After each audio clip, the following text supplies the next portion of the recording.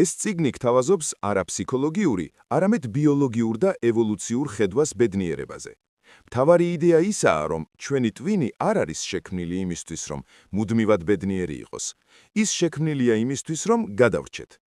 ქვემოთ დეტალურად განვიხილავ წიგნის მთავარ პრინციპებს, 4-ვე ჰორმონს და იმ მეთოდებს თუ როგორ ვმართოთ ისინი. მთავარი კონცეფცია – შინაგანი ძუძუმწოვარი. წიგნი ხსნის, რომ ჩვენს ტვინს მართავს ლიმბური სისტემა, იგივე რაც ძუძუმწოვრების ტვინი, რომელიც აკონტროლებს ემოციებს ქიმიური ნივთიერებების გამოყოფით. მიზანი – ბუნებას არ აინტერესებს თქვენი კომფორტი, მას აინტერესებს გადარჩენა და გამრავლება.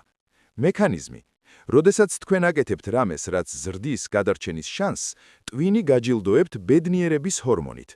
პრობლემა – ჰორმონის მოქმედება ხანმოკლეა. ტვინი მალევე წყვეტს მის გამოყოფას, რათა კვლავ მოტივირებული იყოთ ახალი მიზნის მიღწევად. 4 ბედნიერების ჰორმონი და მათი ფუნქცია.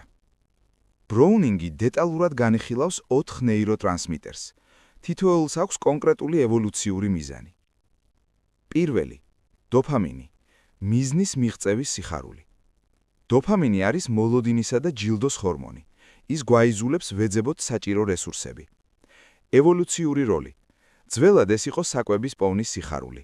აი, ხეზე ვაშლია. ის გვაძლევს ენერგიას, რომ მიზანს მივაღწიოთ.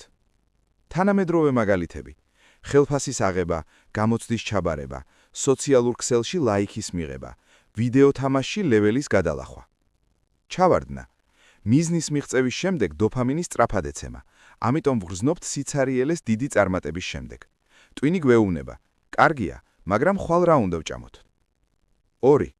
ოქსიტოცინი, ნდობა და სოციალური კავშირი.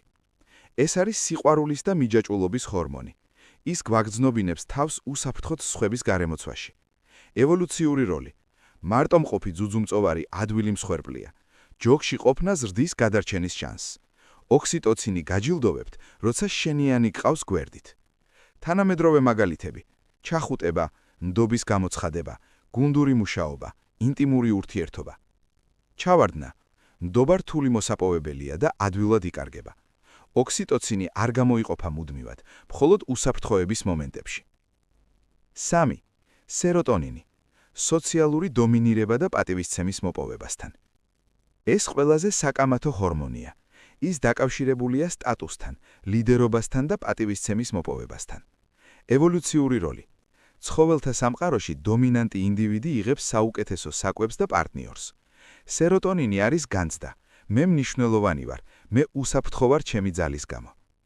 თანამედროვე მაგალითები